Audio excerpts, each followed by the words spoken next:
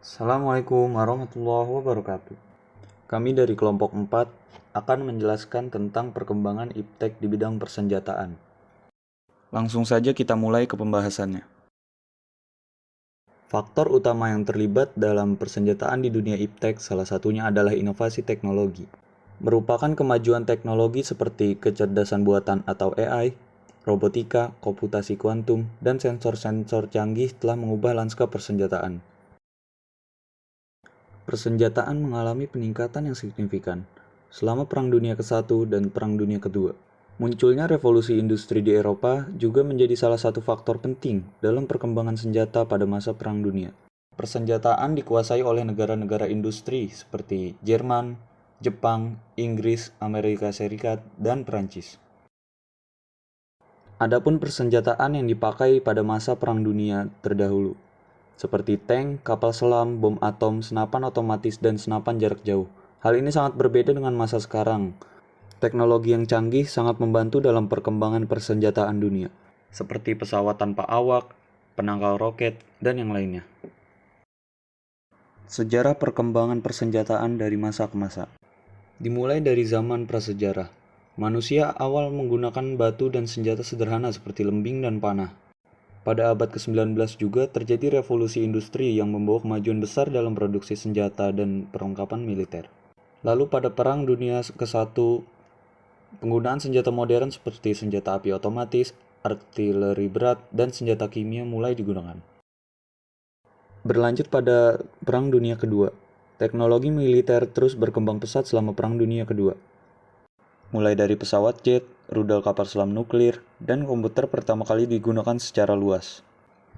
Pada masa Perang Dingin, perkembangan senjata nuklir, roket antariksa, dan komunikasi militer yang aman menjadi fokus utama dalam perkembangan persenjataan dunia.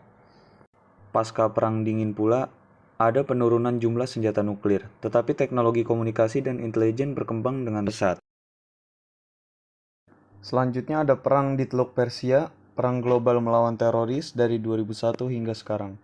Tantangan dan isu etika. Kemajuan teknologi militer menciptakan tantangan baru, termasuk isu etika terkait dengan penggunaan kecerdasan buatan, senjata otonom, dan senjata nuklir.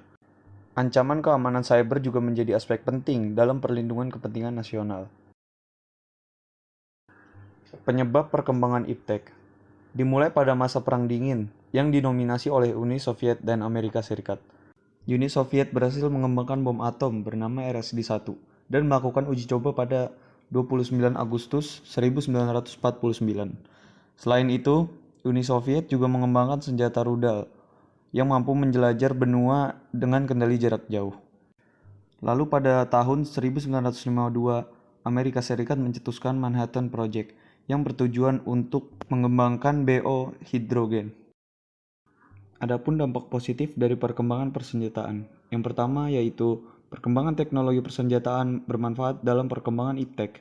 Yang kedua, sarana pertahanan dan keamanan regional, lokal, nasional, serta global. Yang ketiga, memunculkan jenis usaha baru di bidang persenjataan. Yang keempat, membantu dalam pembangunan sarana dan prasarana fisik, terutama yang bersifat berat seperti pertambangan dan pembukaan lahan baru. Berlanjut kepada dampak negatif perkembangan iptek di bidang persenjataan. Yang pertama, menyebabkan rusaknya ekosistem, meningkatnya kriminalitas dengan menggunakan senjata modern. Yang ketiga, dapat melahirkan potensi konflik atau perang antar negara. Yang terakhir merupakan penyalahgunaan sebagai senjata pemusnah massal.